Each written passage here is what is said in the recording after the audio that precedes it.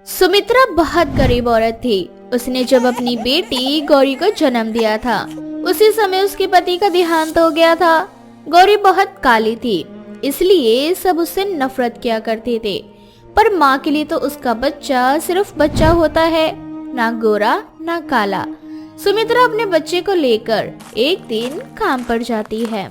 गौरी बेटा, तो यहाँ आराम से बैठना जब तक मैं काम कर रही हूँ। ठीक है माँ। अब सुमित्रा घर के कामों में व्यस्त हो जाती है। कुछ देर बाद उसकी मालकिन की बेटी रिया स्कूल से बाहर आती है और गौरी का काला रंग देखकर उस पर जोर जोर से हंसने लगती है। अरे हमारे घर में एक काला बंदर कहाँ से आ गया? ए कल्लू, कौन है तू? मेरा नाम गौरी है और मैं कोई बंदर नहीं हूँ जो तुम मुझे बार बार काली बंदर कह के चिढ़ा रही हो। रिया एक बार फिर गौरी पर हंसने लगती है। तभी वहाँ रिया की माँ सुमन आ जाती है और अपनी बेटी को गौरी का मजाक बनाता देख उसे डांटती है। रिया बेटा, बहुत गंदी बात होती है। हमें किसी का मजाक नहीं बनाना चाहिए। दुनिया में सिर्फ दो ही रंग होता है, एक काला और एक गोरा। और क्या हुआ अगर गौरी काली है तो? इसका मतलब ये नहीं कि तुम उसका मजाक बनाओगी। चलो अभी मेरे सामने उससे माफी मांगो। अपनी माँ के कहने पर रिया गौरी से माफी मांग लेती है, पर अंदर ही अंदर वो गौरी से नफरत करने लगती है। अब ऐसे ही कुछ दिन बीत जाते हैं और सुमित्रा रोज गौरी को अपने साथ लाने लगती है। सुमित्रा, तुम रोज रोज अपनी बेटी को यहाँ क्यों ले आती हो? यहाँ लाने के बदले तुम उसे स्कूल क्यों नहीं भेजती? तुम यही चाहती हो क्या कि तुम्हारी बेटी भी तुम्हारी तरह बने? नहीं मालकिन, आप ये कैसी बातें कर रही हैं? भला कोई माँ बाप ये क्यों चाहेगा कि उसका बच्चा उन्हीं की तरह नौकर बने? मैं तो चाहती हूँ कि मेरे बच्चे आप लोगों की तरह बने। अगर तुम सच में ये चाहती हो कि तुम्हारी बेटी हमारी तरह बने तो इसे कल से स्कूल भेजना और इसका सारा खर्चा मैं उठाऊंगी। सुमन एक बहुत अच्छी औरत थी और तो और वो एक समाज सेविका भी थी जो गरीब लोगों की मदद किया करती थी। अब गौरी की पढ़ाई का सारा जिम्मा सुमन अपने सर ले लेती है, इसलिए वो गौरी का एडमिशन अपनी बेटी के स्कूल में करवा देती है। पर रिया को ये बात बिल्कुल भी अच्छी नहीं लगती। तो वहीं दूसरी ओर स्कूल में इंग्लिश की टीचर बबीता जब पहली बार गौरी को देखती है तो उसका काला रंग देखकर उसका मुंह बन जाता है। हे भगवान, मेरी क्लास में इतनी काली स्टूडेंट, पर ये किसकी बेटी है जरा पता तो करो। ए लड़की, आज पहली बार तुम्हें स्कूल में देख रही हूँ। किसकी बेटी हो और कहाँ से आई हो? मैडम, मेरा नाम गौरी और मेरी मम्मी सुमन आंटी के घर में साफ सफाई का काम करती हैं। मेरा दाखिला सुमन आंटी ने ही करवाया है, रिया की माँ ने। हे भगवान, इस स्कूल में हो क्या रहा है? अब मैं एक नौकरानी की बेटी को पढ़ाऊंगी। हाय, इसका काला रंग, मुझे तो देखकर ही डर लग रहा है। इतना काला भी कोई इंसान होता है? अच्छा सुनो, तुम मेरी क्लास में आते ही मेरी क्लासरूम से बाहर चली जाना। मैं तुम जैसे काले बच्चों को नहीं पढ़ा सकती, समझी? और तुम्हें जो भी पढ़ाई करनी हो क्लासरूम से बाहर खड़े होकर करना, ठीक है? गौरी को बबीता मैडम की ये बात सुनकर बहुत बुरा लगता है। अब जैसे ही बबीता मैडम क्लासरूम में आया करती, गौरी अपने आप ही क्लासरूम से बाहर चली जाया करती। एक दिन जब रिया गौरी को क्लास के रूम के बाहर खड़ा देखती है तो उस पर जोर जोर से हंसने लगती है। मेरी माँ की वजह से तेरा स्कूल में एडमिशन तो हो गया, पर मुझे लगता है तुझे यहाँ कोई नहीं पढ़ाना चाहता, तभी तो बबीता मैडम तुझे हमेशा अपनी क्लास से बाहर निकाल देती है। और तेरे साथ होना भी यही चाहिए ताकि तुझे पता चल सके कि तू इतने बड़े स्कूल में एडजस्ट नहीं कर सकती। रिया अपने दोस्तों के साथ उसका मजाक बनाकर वहाँ से चली जाती है और पहली बार गौरी अपनी पढ़ाई के लिए आवाज उठाती है और प्रिंसिपल रूम में जाकर बबीता मैडम की शिकायत कर देती है, जिस वजह से बबीता मैडम को फटकार पड़ती है और बबीता मैडम अपनी खुन्नस निकालने के लिए एक दिन गौरी को पनिशमेंट देती है। तुम शिकायत करना तो बहुत अच्छी से जानती हो, पर पढ़ाई करना नहीं जानती। ना तो तुमने होमवर्क किया और ना ही तुम्हें कुछ याद है। इसीलिए तुम्हारी पनिशमेंट ये है कि आज तुम छत पर जाकर धूप में नंगे पाँव खड़ी रहोगी, वो भी 3 घंटे। ठीक है मैडम। अब बेचारी गौरी स्कूल की छत पर जाकर धूप में खड़ी हो जाती है। धूप उतनी तेज होती है कि खड़े खड़े गौरी को चक्कर आ जाते हैं और वो चक्कर खाकर नीचे गिर जाती है, जिस वजह से मौके पर ही गौरी की मृत्यु हो जाती है।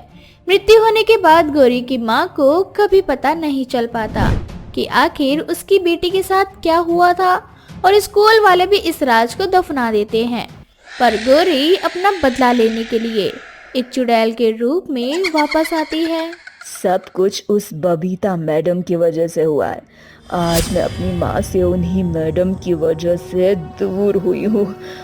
उनके लिए काले गोरे स्टूडेंट मैटर करते हैं, ना कि होशियार बच्चा। मैं पढ़ाई में कितनी होशियार थी, पर फिर भी उन्होंने हमेशा मुझे मेरे काले रंग की वजह से सजा दी, और इसी के चलते आज मैं एक चुड़ैल बन गई। अब मैं बबीता मैडम को नहीं छोड़ूंगी। अब गोरी भी प्रण ले लेती है कि वह अपनी मौत का बदला बबीता मैडम से लेगी। अगले दिन जब बबीता मैडम क्लासरूम में पढ़ा रही होती है तो गोरी क्लासरूम में जाती है। गोरी को क्लास का कोई भी बच्चा नहीं देख पाता, उसे सिर्फ बबीता मैडम ही देख पाती है। बबीता मैडम गोरी को देखकर डर जाती है और गोरी हवा में उड़कर अपना हाथ घुमाती है और पास में रखा डंडा अपने आप ही हवा में उड़ने लगता है और बबीता मैडम की पिटाई करने लगता है। बच्चों, देखो इस क्लासरूम में एक चुड़ैल है जो मुझे डंडे से पीटते चली जा रही है। कोई जाकर प्रिंसिपल सर को बताओ। और मैडम, हमें तो यहाँ कोई नजर नहीं आ रहा और डंडा भी टेबल पर ही रखा है, फिर आप इस तरह से झूठ क्यों बोल रहे हो? अरे नालायक बच्चे, तुम्हें दिखाई नहीं दे रहा क्या? ये काली कलूटी चुड़ैल बनकर आई है, चुड़ैल, और मुझे परेशान कर रही है। खुद तो मर गई, पर मरने के बाद मेरा पीछा नहीं छोड़ रही है। इतना बोलकर बबीता मैडम वहाँ से अपनी जान बचाकर भाग जाती है। अब ऐसे ही 2 दिन बीत जाते हैं, पर बबीता मैडम डर के मारे स्कूल नहीं जाती, जिसके बाद गोरी खुद बबीता मैडम के घर पहुँच जाती है। रात का समय होता है, बबीता मैडम आराम से अपने कमरे में सो रही होती है। तभी उसके कमरे की लाइट चली जाती है और जैसे ही बबीता मैडम उठती है वो अपने सामने अपनी काली स्टूडेंट को देखती है। गौरी, तुम यहाँ? हाँ मैडम, मैं यहाँ। अब तुम जहाँ जहाँ जाओगी मैं भी वहीं वहीं जाऊंगी। तुम्हारी वजह से मेरी जान चली गई, मैं एक चुड़ैल बन गई। मेरी माँ का रो रो कर बुरा हाल है। मेरी माँ मेरे लिए इंसाफ मांग रही है, पर उन्हें इंसाफ नहीं मिल रहा, और तुम यहाँ आराम से सो रही हो। फिर भला मेरी माँ को कैसे इंसाफ मिलेगा? मेरे अलावा मेरी माँ का कोई नहीं है। मुझे माफ कर दो, अब मैं कभी भी काले गोरे में फर्क नहीं करूंगी। अब मेरी माँ मारी गई थी जो मैंने तुम्हारे साथ ऐसा भेदभाव किया, पर मुझे अपनी गलती का पछतावा है। मुझे एक मौका और दो। मैं कसम खाकर कहती हूँ, अब सब बच्चों को एक ही नजर से देखूंगी। बबीता मैडम, तुमने मेरे साथ बहुत गलत किया है, इसीलिए मैं तुम्हें सजा और मौका दोनों दूंगी। जैसे मैं काली थी, तुम भी वैसे ही काली हो जाओगी। और अगर तुम सच में अच्छी बन जाओगी तो समय के साथ तुम्हारा काला रंग भी कम होता जाएगा, पर अगर तुम्हारे मन में कोई छल होगा तो समय के साथ तुम्हारा काला रंग भी बढ़ता जाएगा और तुम धीरे धीरे करके मर जाओगी और मेरी तरह चुड़ैल बन जाओगी। गोरी बबीता मैडम को भयानक सजा देकर वहाँ से चली जाती है, पर बबीता मैडम को अपनी गलती का एहसास था और पछतावा भी, इसलिए वो एक विकलांग स्कूल में जाकर बच्चों को पढ़ाने लगती है और किसी भी बच्चों में किसी भी तरह का भेदभाव नहीं करती। इस वजह से धीरे धीरे बबीता मैडम का रंग साफ होने लगता है और गोरी की आत्मा को शांति मिल जाती है। चूड़ी वाली चुड़ैल। ये कहानी है भीमपुर गांव की। उस गांव में औरत के श्रृंगार का बहुत बड़ा बाजार लगा करता था, जिसमें बहुत सारे श्रृंगार का सामान मिलता था। और उस बाजार की खास बात थी कि उस बाजार की चूड़ियां। ऐसे ही उस गांव में एक नमिता नाम की औरत सर पर टोकरे में खूब सारी सुंदर सुंदर चूड़ियां लेकर आती है। नमिता दिखने में काफी सुंदर थी। उस गांव में नमिता जैसी सुंदर औरत कोई भी नहीं थी। ऐसे ही नमिता के पास एक मीना नाम की औरत आती है और वो नमिता से कहती है, अरे बहन जी, इस गांव में नई लग रही हो, पहले कभी नहीं देखा आपको। हाँ बहन, मैं नई हूँ। घर की आर्थिक हालत बहुत खराब है, इस कारण मुझे चूड़ियाँ बेचनी पड़ रही हैं। लेकिन आपकी चूड़ियाँ बहुत सुंदर हैं, ऐसी चूड़ियाँ तो पूरे गांव में नहीं है। बहुत बहुत शुक्रिया बहन जी आपका। वैसे ये हरी वाली चूड़ी आपके हाथों पर बहुत अच्छी लगेगी। सच में? हाँ जी बहन जी, एक बार पहनिए तो सही, इस चूड़ी को हमेशा याद रखेंगी। अरे तो 2 दर्जन दे दीजिए मुझे भी। नमिता मीना को हरे रंग की चूड़ियां पहनाने लगती है। मीना नमिता को चूड़ियों की रकम देकर वहां से चली जाती है। ऐसे ही रात को मीना अपने पति के साथ सो रही होती है। तभी मीना को किसी औरत के रोने की आवाज आती है। मीना उठकर बैठ जाती है और वो अपने इधर उधर देखने लग जाती है। उसे समझ नहीं आ रहा होता है कि आखिर ये आवाज कहाँ से आ रही है। मीना खुद को समझाते हुए सो जाती है। जैसे ही मीना लेटती है वैसे ही मीना को चूड़ियों के खनकने की आवाज आती है और वो फिर से बैठ जाती है। मीना हिम्मत करके अपने कमरे की खिड़की से बाहर की तरफ झांकती है, मगर उसे कोई नजर नहीं आता। मीना को फिर से किसी औरत के रोने की आवाज आने लगती है। वो अपने चारों ओर देखती है। तभी उसके दरवाजे पर जोर जोर से खटपट की आवाज होने लगती है। मीना डरते हुए जाती है और दरवाजा खोलती है। मीना जैसे ही दरवाजा खोलती है तभी सामने से एक चुड़ैल मीना का हाथ पकड़कर उसे बाहर की ओर खींच लेती है। तभी चिल्लाते हुए मीना की आंख खुल जाती है। उसका पति विजय नींद से जागकर उठकर बैठ जाता है और वो मीना से कहता है, अरे क्या हो गया मीना, चिल्ला क्यों रही हो? अरे मैंने बहुत बुरा सपना देखा जी। मैंने देखा कि एक औरत बहुत बुरे तरीके से रो रही है। वो मुझे बार बार अपना दुख बताने की कोशिश कर रही है और मैंने जैसे ही दरवाजा खोला, दरवाजे पर एक चुड़ैल थी जिसने मुझे अपनी ओर खींच लिया और तभी मेरी आंख खुल गई जी। ओ मीना, तुम भी पागल हो क्या? इतनी रात को इतना अजीब गरीब सपने देख रही हो। अपनी नींद तो खराब ही कर रही हो और साथ में मेरी नींद भी खराब कर रही हो तुम। चलो सो जाओ। माफ करना जी, मेरी वजह से आपकी नींद खराब हो गई, लेकिन इस सपने ने मेरी रूह को झकझोर दिया। मैं बहुत बुरी तरीके से डर गई हूँ जी। शायद ही अब मुझे नींद आएगी, लेकिन आप सो जाइए जी। हाँ ठीक है, अब तुम रात भर उस बुरे सपने के बारे में सोचो। मैं तो सोने जा रहा हूँ, मुझे बहुत तेज नींद आ रही है। विजय जैसे ही सोने लगता है तभी मीना फिर से चिल्लाती है और विजय मीना से कहता है, अरे अब क्या हुआ, फिर से कोई सपना देख लिया क्या? नहीं जी, वो मेरे हाथ में पता नहीं क्यों दर्द हो रहा है जी, बहुत दर्द हो रहा है जी। और ऐसा लग रहा है जैसे कोई मेरे हाथ को जकड़ कर रखा है, बहुत दर्द हो रहा है जी। लाओ दिखाओ अपना हाथ। विजय मीना का हाथ देखने लगता है और विजय मीना से कहता है, इतनी टाइट चूड़ी क्यों पहनी हुई है तुमने? तभी तो इतना दर्द हो रहा है तुम्हें। इन चूड़ियों को उतार दो, और इन चूड़ियों की वजह से ही तुम्हारा हाथ दर्द कर रहा है, क्योंकि ये काफी टाइट है। उतारो इन्हें। अरे आप कैसी बातें कर रहे हैं जी, ये बहुत ही अच्छी चूड़ियां है और मुझे बहुत ज्यादा पसंद आई थी। जब मैंने इसे पहना था तब मुझे ये बिल्कुल भी टाइट नहीं लग रही थी और अब भी ये मुझे टाइट नहीं लग रही है। फिर भी पता नहीं क्यों मेरे हाथ में बहुत लग रहा है। किसी ने मेरे हाथ को कस के पकड़ कर रखा है जी। मैं कह रहा हूँ ना, चूड़ियां उतार दो। मैंने कहा ना जी कि मैं चूड़ियां नहीं उतारूंगी। ऐसे ही कुछ दिन बीत जाते हैं। मीना की हरकतों में बहुत सारे बदलाव आ जाते हैं और वो अकेले ही कमरे में कुछ से कुछ न कुछ बातें करती रहती है। ये सब देखकर विजय को बहुत ही ज्यादा अटपटा लगता है। उसे समझ में नहीं आ रहा होता है कि उसकी पत्नी को आखिर क्या हो गया है।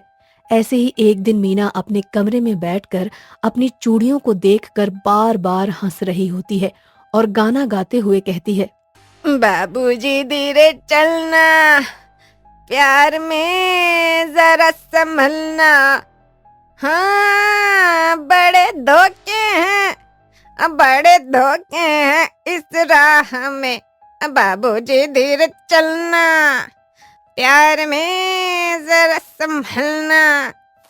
तभी वहां विजय आ जाता है और मीना से कहता है, मीना, ये सब क्या है? तुम पागल हो गई हो क्या? ऐसे अकेले में बैठकर चूड़ियों से बातें करता है कोई और गाना गाता है क्या?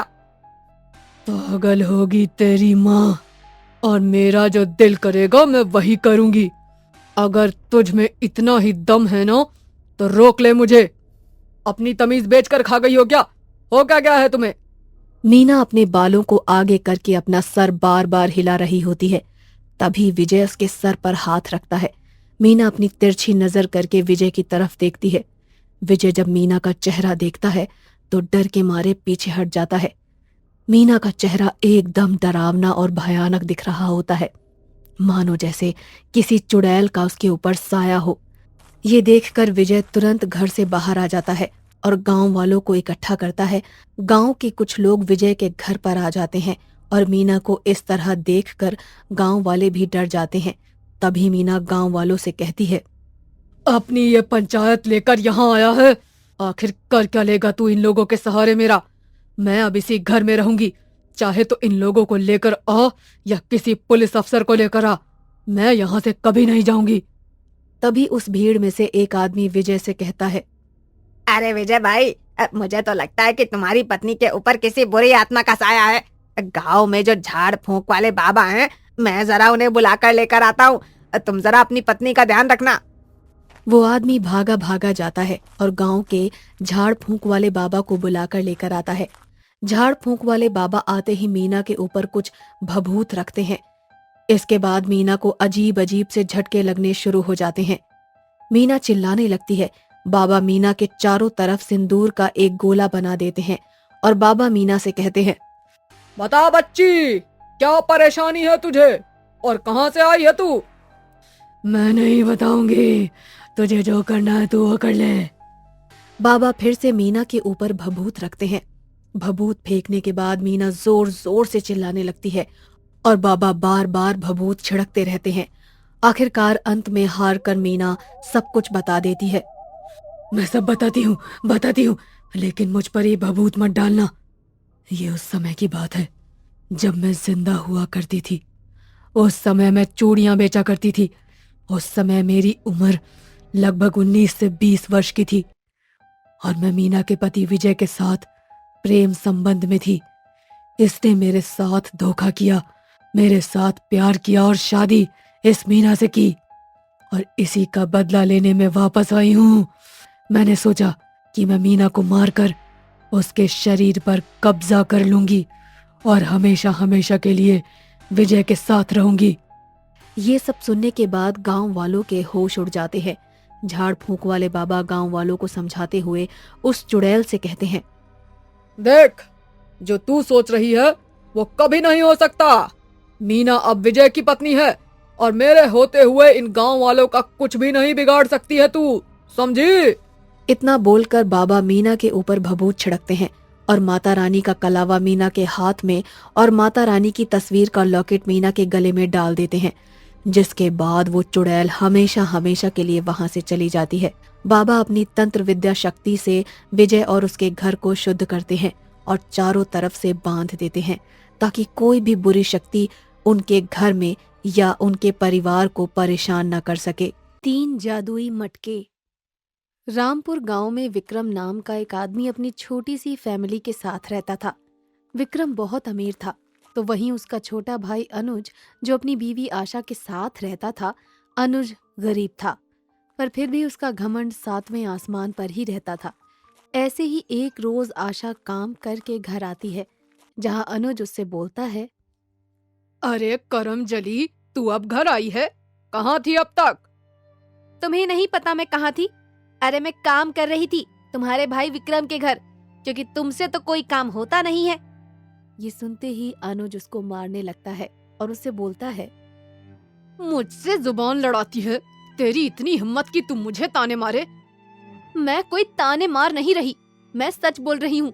आज तुम्हारी इसी हरकतों और निठल्लेपन की वजह से हम गरीब रह गए हैं।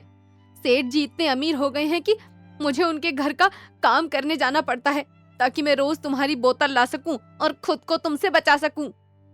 आशा की बातें सुनकर अनुज उसको और मारने लगता है और कुछ ही देर बाद विक्रम अपनी बीवी नीना के साथ उसके घर आता है, जहां आशा की जख्मी हालत देखकर विक्रम और मीना उसके पास जाते हैं और उससे बोलते हैं, अरे आशा, तुम्हारी हालत कैसे हुई? दीदी, मेरी हालत कैसे हो सकती है? तो आज फिर से अनुज ने तुम पर हाथ उठाया? और अनुज ने ऐसा क्यों किया? आज भी मैं उसकी बोतल नहीं ला पाई, इसीलिए। आशा, अगर ऐसी बात थी तो तुम हमसे बोल देती। दीदी, आखिर मैं कब तक आपसे मदद मांगती रहूंगी? अब मैं चाहती हूँ कि वो भी कुछ करे। आखिर आप दोनों कितने दिनों तक मेरी हेल्प करेंगे? आशा, तुम्हारा कहना सही है, वैसे हम यहाँ तुम्हें और अनुज को बुलाने के लिए आए थे। कल नीना का जन्मदिन है तो इसी खुशी में मैं एक छोटी सी पार्टी रखना चाहता हूँ, तो कल तुम मेरे भाई के साथ आ जाना। जी मैं आ जाऊंगी। ये बोलकर विक्रम नीना के साथ घर चला जाता है और अपने भाई के बुरे बर्ताव के बारे में सोचता है और सारी रात करवटें बदलता रहता है।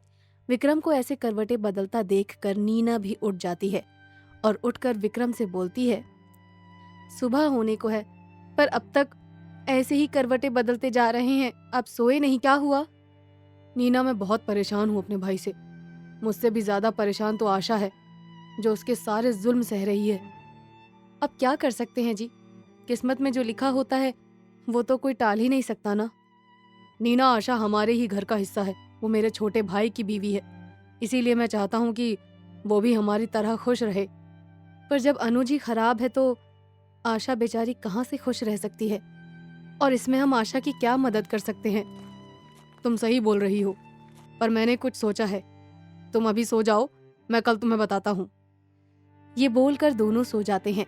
अगले दिन विक्रम नीना के साथ अपने घर के बेसमेंट में जाता है और जाकर 3 मटकों को निकालकर नीना से बोलता है, मुझे लगता है मुझे अब ये 3 जादुई मटके आशा को दे देने चाहिए, ताकि वो अपनी जिंदगी संवार सके।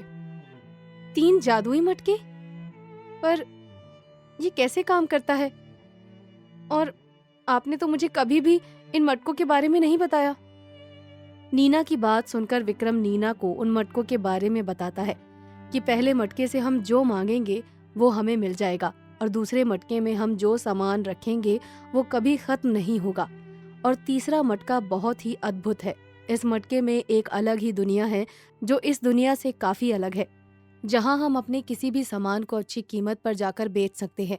इन मटकों की खूबियां जानकर नीना की आंखें फटी की फटी रह जाती हैं और वो विक्रम से बोलती है, अपने पास ये 3 जादुई मटके हैं, पर आपने तो मुझे कभी इसके बारे में कुछ भी नहीं बताया। बाबूजी ने मुझे मना किया था किसी को भी इसके बारे में बताने के लिए, और कहा था कि इस मटके को तभी बाहर निकालना जब किसी को इसकी बहुत ज्यादा जरूरत हो। और मुझे आज लगता है कि इस मटके की सबसे ज्यादा जरूरत अगर किसी को है तो वो आशा है। इसीलिए मैं सोच रहा हूँ कि ये 3 जादुई मटके मैं आशा को दे दूं, ताकि वो अपना विकास कर सके और अपने पति यानी मेरे छोटे भाई अनुज को लाइन पर ला सके। पर हम उसकी मदद से आखिर ये बेशुमार कीमती जादुई मटके उसको देने की क्या जरूरत है? ये हमारे मटके हैं, हमें मिले हैं। ये 3 जादुई मटके तो हमारे हुए ना।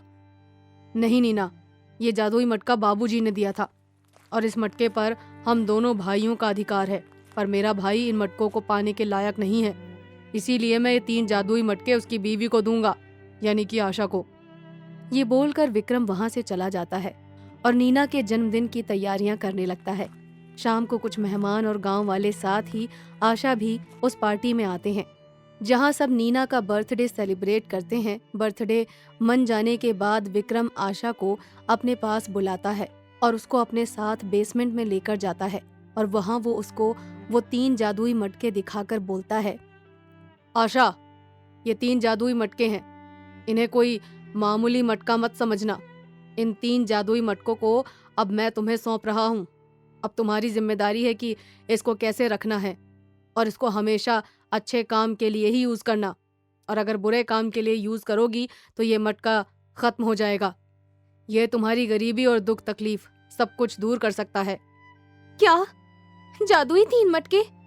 पर सेठ जी, उसका यूज तो कैसे करना है ये तो मुझे पता ही नहीं है। मैं इन मटकों की खासियत तुम्हें बता दूंगा, जिससे तुम्हें पता चल जाएगा कि कौन सा मटका किस तरह का जादू करता है और कौन सा मटका किस तरह तुम्हारी मदद कर सकता है। ये बोलकर विक्रम आशा को उन तीनों मटकों की खासियत बताता है, जिसके बाद आशा उन तीनों मटकों को अपने साथ घर ले आती है। घर ले जाने के बाद वो पहले मटके में कुछ अनाज रख देती है और रात को सो जाती है। पर जब आशा सुबह उठकर देखती है तो वो देखती है कि उसका थोड़ा सा रखा हुआ अनाज बहुत सारा बन चुका था, और मटका इतना ज्यादा भर चुका था कि अब मटके का रखा हुआ अनाज बाहर निकल रहा था। ये देखकर आशा को पूरा विश्वास हो गया था कि ये एक जादुई मटका है। जिसके बाद आशा उस अनाज को जमा करती है और दूसरे मटके के अंदर जाती है, जहां वो एक अलग ही दुनिया पाती है। उस अलग सी दुनिया में अनाज को बेच कर आती है।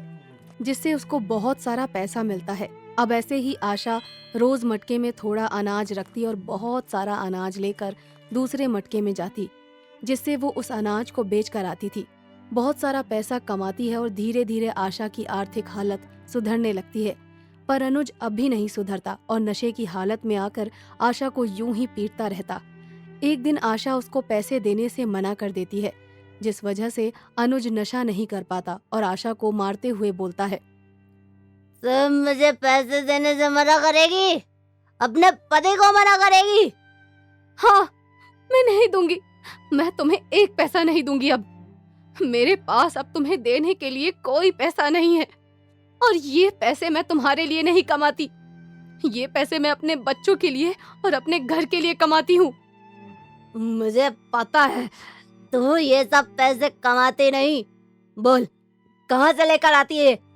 ये पैसे कहाँ से लेकर आती है? बोल या फिर मारूं तुझे। आज तुम मेरी जान ले लो, चाहे मैं तुम्हें ये पैसे नहीं दूंगी और ना मैं तुम्हें बताऊंगी कि ये काम मैं कहाँ करती हूँ और कहाँ से पैसे लाती हूँ। आशा की ऐसी बातें सुनकर अनुज को गुस्सा आ जाता है और वो गुस्से में घर से बाहर चला जाता है। जिसके बाद आशा को तीसरे मटके का ख्याल आता है और उस जादुई तीसरे मटके के पास जाकर वो बोलती है, हे जादुई मटका, मेरे पति का अत्याचार और भी ज्यादा बढ़ गया है। इसीलिए मैं चाहती हूँ कि मेरा पति सुधर जाए और एक कामयाब इंसान बने, बिल्कुल सेठ जी की तरह। वो भी कोई काम धंधा करे जिसके बाद मैं तुमसे कभी भी कुछ ना मांगू। हे जादुई मटके, मेरी बात सुनो। ये बोलकर बेचारी आशा रोने लगती है, पर जादुई मटका अपना जादू दिखाता है और रात को अनुज घर आता है। घर आकर वो अपनी बीवी से बहुत अच्छे से और प्यार से बात करता है और अगले दिन नौकरी की तलाश में जाता है। बहुत जल्द अनुज को जादुई मटके की वजह से एक अच्छी सी नौकरी मिल जाती है और वो काम करने लग जाता है और देखते ही देखते अनुज एक बहुत अच्छा इंसान बन जाता है। सारी हालत ठीक होने के बाद एक दिन आशा वो तीनों जादुई मटके लेकर एक बार फिर से विक्रम को सौंप देती है और विक्रम अपने बीवी बच्चों के साथ, तो वहीं अनुज अपने बीवी बच्चों के साथ खुशी खुशी अपने छोटे से गांव में रहने लगते हैं।